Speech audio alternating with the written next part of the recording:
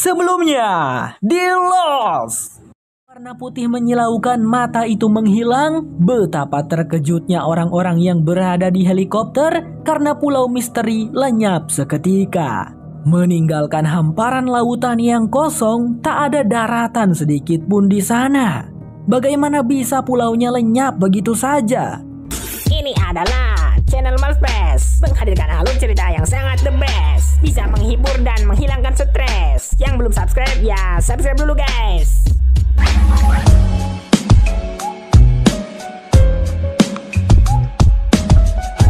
Inilah Lost Season 5 Episode 1. Pada pembukaan season 5 akan memperlihatkan scene pada masa tahun 1977. Dr. Chang terbangun dari tidur nyenyaknya bersama sang istri. Pada pagi itu adalah gilirannya untuk memberikan susu pada bayi mereka. Dr. Chang sudah punya anak. Dan perlu kalian ketahui, sebenarnya kita sudah mengenal anaknya Dr. Chang ini versi udah dewasanya nanti. Coba kalian tebak siapa? Dr. Chang lalu pergi ke studio Dharma untuk membuat rekaman video Dharma. Namun baru saja beberapa menit dia syuting, sudah ada seorang petugas yang melapor kepada Dr. Chang bahwa ada situasi darurat di Orchid. Singkat cerita, sampailah Dr. Chang di tempat Orchid itu. Dharma Inisiatif tampaknya melakukan semacam penggalian di tempat yang mereka namai Orchid ini. Oh, ini belum jadi ya, belum jadi stasiun Orchidnya kan di masa lalu ini. Sang mandor di sana mengatakan kepada Dr. Chang bahwa mereka kesulitan mengebor sebuah batu. Sudah berulang kali mereka mencoba, tapi yang ada bor-bor mereka malah meleleh. Bahkan ada satu pekerja yang terluka. Si mandor berkata mereka sempat melakukan pencitraan sonar pada batu yang sedang mereka bor ini. Dan didapatilah fakta bahwa di balik batu itu terdapat ruangan yang kosong. Ada sebuah benda yang seperti roda kemudi di sana. Oh, roda kemudi yang didorong sama si Benjamin di season sebelumnya.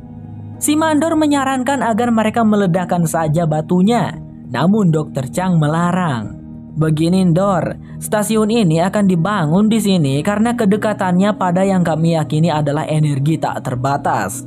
Lalu energi itu begitu kita bisa memanfaatkannya dengan benar, itu memungkinkan kita untuk memanipulasi waktu. Jelasnya Dr. Chang. Untuk sementara ya cukup, penggalian mereka sudah berhasil. Dr. Chang juga tidak ingin kalau sampai membuat energi tersebut terlepas dari tempatnya. Saat Dr. Chang pergi, ia tak sengaja bersenggolan dengan seseorang. Dan rupanya dia adalah Dani. Kok bisa Dani ada di tahun 1977 bersama orang-orang Dharma lagi? Si mandor pun di situ curhat kepada Dani. Bro, kau dengar gak apa kata Dr. Chang tadi? Perjalanan waktu. Dia pikir kita sebodoh itu apa? Cenah. Dani tidak menjawab apa-apa. Scene berganti ke masa tahun 2004. Tepatnya tanggal 31 Desember. Di mana saat itu band mendorong roda kemudi pulau, mengakibatkan cahaya putih menyilaukan menerpa mata semua orang. Setelah itu terjadi, John mendapati Richard dan semua kawan-kawan The Others-nya menghilang. John tentu saja kebingungan. Richard, semuanya, kemana kalian pergi? Panggilnya John. Sementara itu di laut, di perahu, Dani dan orang-orang perkemahan masih bisa melihat keberadaan pulau misteri. Apa yang baru saja terjadi, pikir mereka semua. Dani melihat ke sekeliling. Ia menyadari helikopter dan kapal Charles-nya menghilang. Ia pun berkata, sepertinya kita berada di dalam radius pulau, kata Dani. Di pesisir pantai, James dan Juliet juga kebingungan. Mereka tidak lagi melihat kepulan asap dari kapal Charles. Kemana menghilangnya kapal tersebut? Lalu tiba-tiba terdengar suara Bernard yang memanggil-manggil Rose. Sepasang suami istri itu pun bertemu. Pak Bernard di situ kepanikan karena katanya perkemahan mereka tiba-tiba menghilang. Dan benar saja, saat James dan Juliet kembali ke sana, perkemahan mereka sudah menghilang. Semua makanan dan air mereka menghilang. Hanya ada tumbuhan-tumbuhan liar di sana-sini. Benar-benar membingungkan, kok bisa hilang? Dani lalu muncul sambil berkata bahwa camp mereka tidak menghilang. Akan tetapi camp mereka belum dibangun. Ah, belum dibangun? Dani tidak bisa menjelaskan banyak-banyak. Guys, kita harus bergegas sekarang sebelum kilasan cahaya itu terjadi lagi. Juliet, adakah sesuatu bangunan yang dibangun oleh manusia di sekitar sini? Kita harus pergi ke sana, ucapnya Dani. Yang paling dekat sih ya stasiun Swan Bunker Dharma yang waktu itu diledakkan oleh Desmond. Ya sudah, ayo kita pergi ke sana teman-teman, perintah Dani. Dalam perjalanannya, Dani sedikit kesal pada Juliet dan James yang berjalan dengan santai, padahal mereka dalam situasi yang sangat darurat. Ia meminta keduanya untuk lebih cepat, tapi di situ James malah menuntut penjelasan kepada Dani. Sampai-sampai James menampar Dani yang tidak mau memberikan penjelasan apapun. Akhirnya Dani mau bicara. Baiklah, tapi jangan salahkan aku jika kau tidak mengerti. Oke, anggap saja pulau ini adalah sebuah piringan hitam yang berputar di atas alat pemutar. Dan saat ini anggap saja piringan hitamnya terlepas dari alat pemutar. Sesuatu yang telah dilakukan oleh si Benjamin telah melepas kita dari waktu. Bisa dibilang kita saat ini berada di masa lalu, jelasnya Dani. Kembali pada John Luck yang memutuskan untuk bergerak. Sepertinya John berniat pergi ke perkemahan pantai. Namun dalam perjalanannya itu, John tiba-tiba melihat sebuah pesawat Beechcraft melaju dan melintas di atasnya. Kemudian pesawat itu terjatuh tepat di sebuah tebing. John lantas bergegas untuk melihat pesawat tersebut. Alangkah kagetnya John melihat pesawat tersebut terjatuh di tempat yang sangat familiar. Tentu saja benar, itu adalah pesawat yang bertahun-tahun kemudian ditemukan oleh John bersama dengan Boone. John memanggil-manggil siapapun yang ada di pesawat itu. Apakah ada yang masih hidup gitu? Tapi karena tak mendengar jawaban apapun, John memutuskan memanjat tebing tersebut. Namun baru saja sampai di pertengahan, tiba-tiba ada seseorang yang menembakinya dari bawah.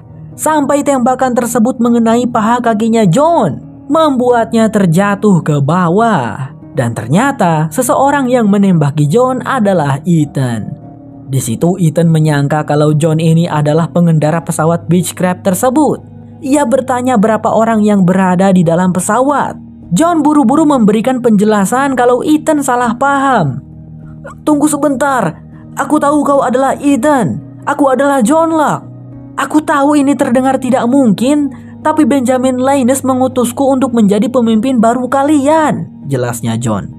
Ethan tampak lumayan terkejut mendengarnya. Namun dirinya tidak percaya.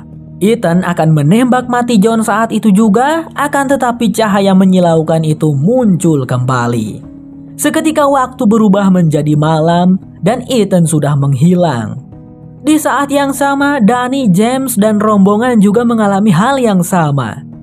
Nah, sekarang entah kita berada di masa lalu atau berada di masa depan, aku tidak tahu, ungkapnya Dani. Scene berganti di masa depan di tahun 2007. Jack terlihat sedang mencukur jenggotnya sampai bersih. Dia sedang berada di apartemennya Benjamin. Setelah Jack siap, mereka berencana untuk menjemput Hurley di rumah sakit jiwa Santa Monica. Tapi sebelum itu mereka terlibat obrolan serius dulu. Ben ingin tahu apa yang John katakan di saat menemui Jack. Jack menjawab, "Dia berkata padaku bahwa semua orang yang tinggal di pulau akan mati jika kami tidak kembali ke sana, Ben. Tapi John tidak mengatakan tentang apa yang terjadi di pulau setelah pulau itu berpindah," ucapnya Jack. Jack juga bertanya kapan terakhir kali Ben bertemu dengan John. Ben menjawab 3 tahun yang lalu di stasiun Orchid, saat ia memutuskan untuk memindahkan pulau. Itulah terakhir kali Ben bertemu dengan John. Jack menghela napas. Kenapa ini semua bisa terjadi? Ini semua terjadi karena kalian meninggalkan pulau itu, Jack. Inilah alasan kenapa aku tidak ingin membiarkan kalian pergi waktu itu dari pulau, jawabnya Benjamin. Tetapi saat mereka mau pergi, tiba-tiba muncul berita di televisi tentang kaburnya seorang pasien gila dari RSJ Santa Monica yang bernama Hugo Reyes alias Hurley. Sang pembawa berita mengatakan bahwa Hurley telah membunuh seorang pengendara di depan rumah sakit itu. Hurley kena tuduh padahal yang bunuhnya adalah Said ya. Melihat hal itu, Ben lantas berkata, sepertinya rencana telah berubah, Jack." Di saat yang sama, Said ternyata membawa Hurley ke sebuah bangunan perumahan yang menurut Said di sana aman. Sambil berjalan, Said bercerita kepada Hurley bahwa dirinya bekerja pada Ben selama 2 tahun terakhir ini. Dan Said merasa telah ditipu, diperdaya, dan dimanfaatkan oleh Ben. Said mewanti-wanti jikalau sampai Hurley bertemu dengan Benjamin suatu hari nanti, Said ingin Hurley untuk jangan pernah mempercayai Ben. Setelah tiba di depan pintu, Said melihat selotip yang ia tempelkan di atas pintu sudah sobek. Itu artinya ada seseorang yang sudah memasuki rumahnya. Said segera menyuruh Hurley untuk berlindung. Saat pintu dibuka, benar saja seseorang berusaha menyerang Said. Tetapi Said sudah bersiap. Dengan mudahnya ia melempar seseorang tersebut sampai terjatuh dari ketinggian dan tewas. Tidak hanya satu, ada seorang lagi di sana yang berusaha melumpuhkan Said dengan menggunakan peluru bius. Di situ Said cukup kesusahan melawannya. Namun dengan semangat juangnya yang tak kenal menyerah, Said berhasil membunuh pria jahat tersebut.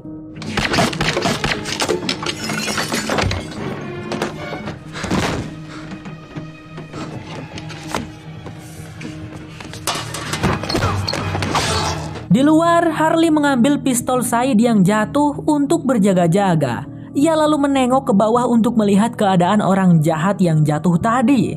Terlihat beberapa orang sudah berkerumun di bawah.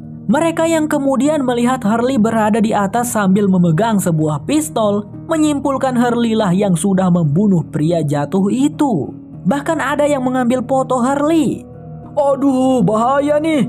Said, kau baik-baik saja?" teriaknya Hurley sambil masuk ke dalam rumah. Said ternyata terkena tembakan peluru bius tadi.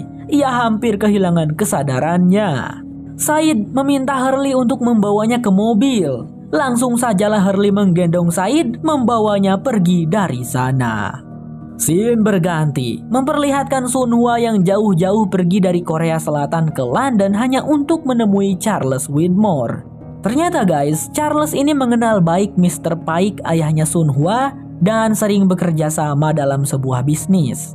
Tapi Sun Hwa menemui Charles bukan untuk membahas perkara bisnis. Sun Hwa berkata, "Aku yakin kau mengetahui semuanya, Pak Charles. Kau dan aku punya kepentingan yang sama. Saat kau siap untuk membicarakannya, hubungilah aku.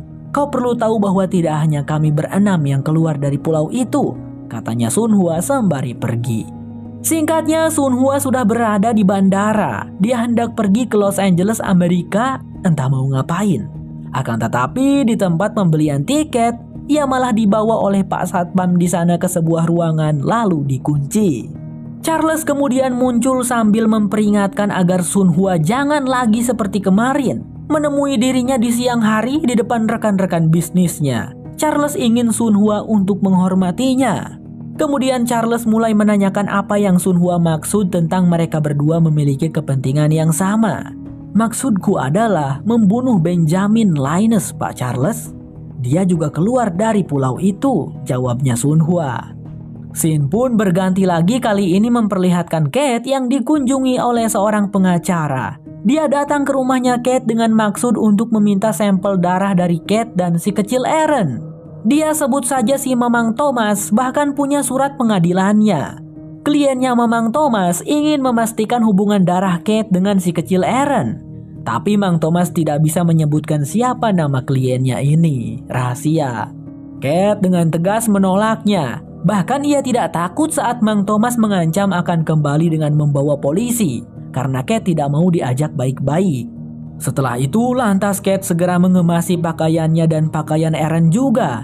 Si kecil Aaron bertanya kemana mereka mau pergi. Kate menjawab mereka akan pergi liburan. Say bye-bye baby. Balik lagi ke 3 tahun yang lalu. Danny, James, Juliet, dan kawan-kawan telah sampai di tempat stasiun Swan berada.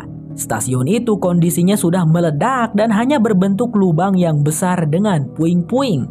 Kalian bisa simpulkan sendiri ya ini masa waktunya kapan. Pokoknya setelah Desmond meledakkan stasiun Swan-nya. James di situ berkata, kalau begitu artinya perkemahan kita di pantai sudah ada kan? Jadi ayo kita kembali, kata James. Namun Danny berpikir itu bukanlah ide yang baik.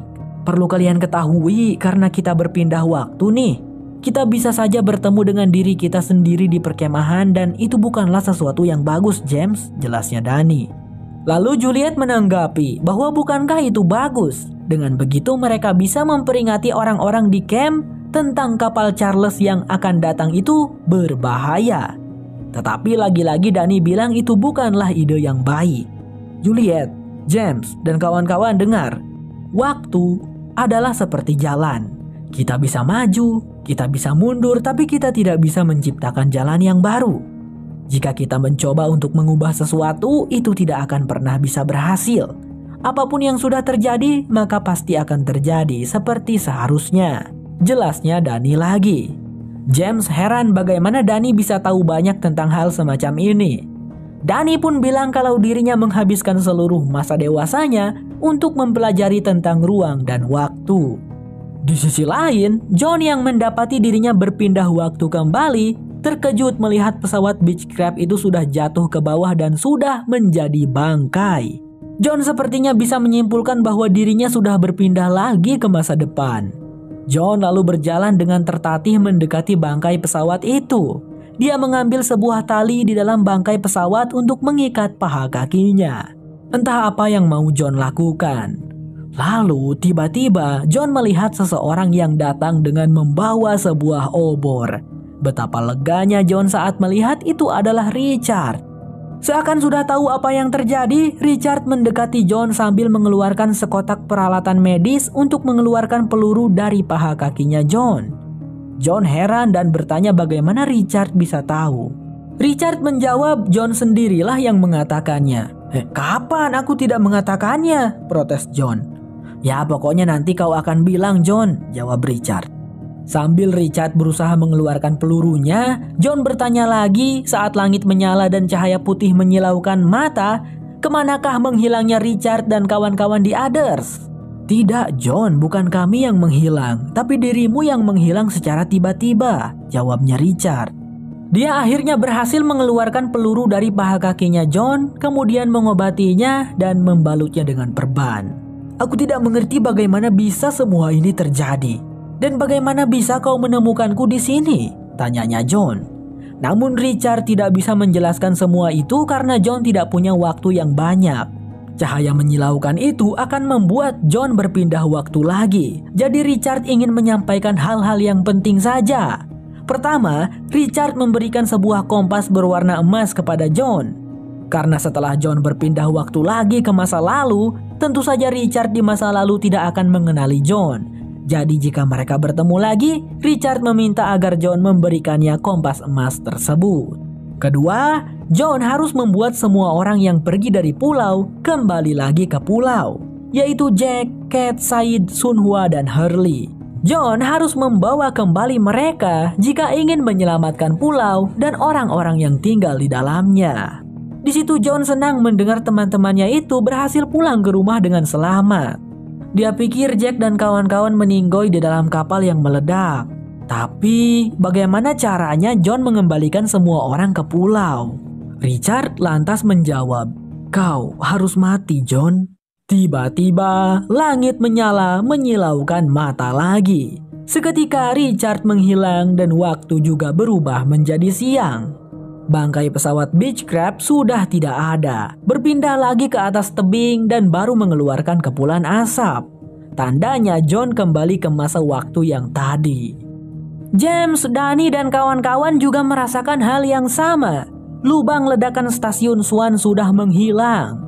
Di situ, Juliet mencoba menerka-nerka di mana letak pintu palkas stasiun Swan, lalu mulai menggali tanahnya dengan tangan kosong. Sampai pintu palka itu pun kelihatan. Di masa ini, stasiun Swan belum meledak tentu saja. Dan by the way, sadar tidak kalian teman-teman? Alasan John dan Boone di masa depan bisa menemukan pintu palka stasiun Swan adalah karena Juliet yang menggali tanahnya di situ. Kalau sekarang Juliet tidak menggali tanahnya, kemungkinan besar pasti John dan Boone tidak akan bisa menemukannya sebab pintu palka ini terkubur di dalam tanah. Terus sama Juliet sekarang digali jadi kelihatan. Wow, mind blowing ya kan? Kalau begitu di masa sekarang Desmond pasti berada di stasiun Swan. James segera bergegas menuju pintu kedua stasiun Swan karena James ingin bertemu dengan Desmond. Pokoknya ia akan mengambil persediaan makanan dari stasiun Swan. Danny mengikuti sambil meyakinkan bahwa itu bukanlah ide yang bagus karena di masa ini Desmond belum pernah bertemu dengan James. Desmond bisa saja melakukan hal yang berbahaya kepada James. Tapi James tidak mendengarkan. Ia mulai menggedor-gedor pintu masuk stasiun Swan. Danny tidak menyerah untuk meyakinkan James bahwa ini akan berakhir dengan buruk jika James terus keras kepala. James lalu dengan emosi menyambar kerah baju Danny. "Semua orang yang kusayangi telah mati meledak di kapalmu. Jadi meskipun tidak bisa, aku tetap akan mencoba untuk mengubah takdir," teriaknya James marah. Juliet dan yang lainnya berusaha menenangkan James. Sepertinya mereka semua mengira kalau Jack dan semua orang yang pergi ke kapal telah meninggal. Juliet lalu mengajak mereka semua untuk kembali ke pantai. Untungnya semua setuju. Namun setelah satu persatu orang beranjak pergi, Danny berkata pada Charlotte kalau dirinya harus mengambil dulu tas ranselnya yang ketinggalan di dekat pintu Palka. Ia menyuruh Charlotte untuk duluan. Di momen itu, Charlotte tiba-tiba mengalami mimisan. Danny terlihat khawatir. Namun Charlotte bilang dirinya baik-baik saja kok. Itu hanya mimisan biasa. Tapi aku merasa kurang yakin deh guys itu mimisan biasa. Setelah itu terlihat Danny terburu-buru mengambil buku jurnalnya di dalam tas ranselnya. Kemudian membukanya. Entah catatan apa yang Danny mau baca. Kemudian singkat cerita, Danny tampak terus menggedor-gedor pintu masuk stasiun Swan tanpa henti selama hampir setengah jam. Hingga pada akhirnya Desmond pun memunculkan diri dengan setelan pengaman lengkap, menodongkan senjata kepada Danny. Meskipun Desmond tampak kebingungan dan tidak mengerti, tapi Danny berusaha menjelaskan. "Desmond, aku ingin kau untuk mendengarkanku. Peraturan pulau tidak berlaku untukmu. Kau sangat istimewa, unik dan ajaib Desmond. Hanya kaulah yang bisa menolong kami semua. Aku dan semua orang yang kau tinggalkan di pulau ini sedang dalam bahaya besar. Jika kau berhasil selamat di masa depan dan kembali pulang, tolong pergilah ke Universitas Oxford dan temui ibuku. Dia akan membantumu untuk menyelamatkan kami. Nama ibuku adalah..." Belum sempat Danny menyelesaikan perkataannya, langit tiba-tiba sudah menyala lagi. Tandanya Danny berpindah waktu lagi. Scene berganti lagi ke tahun 2007. Desmond terbangun dari tidurnya dengan wajah penuh keterkejutan. Kini dirinya teringat tentang Danny yang menjumpainya di pintu masuk stasiun Swan dulu. Bagaimana bisa aku lupa akan hal itu selama ini? Pikirnya Desmond. Penny, sang istrinya Desmond, tampak kebingungan melihat tingkah Desmond yang tidak biasa. Desmond lalu tampak terburu-buru keluar dari tempat tidurnya. Ternyata mereka berdua tinggal di dalam sebuah kapal. Desmond terlihat menarik jangkar dan berkata kepada Penny bahwa mereka harus pergi ke Oxford. Kalau kamu suka dengan channel ini, jangan lupa pencet subscribe-nya ya teman-teman. Sampai jumpa lagi di episode berikutnya. Bye-bye. 아무것도 몰라 하는 듯뼈정 정봐요 이젠 지쳐가요 이젠 지쳐가요 우리 그만 만나요 난 모르더라고 있어 Baby I don't hate you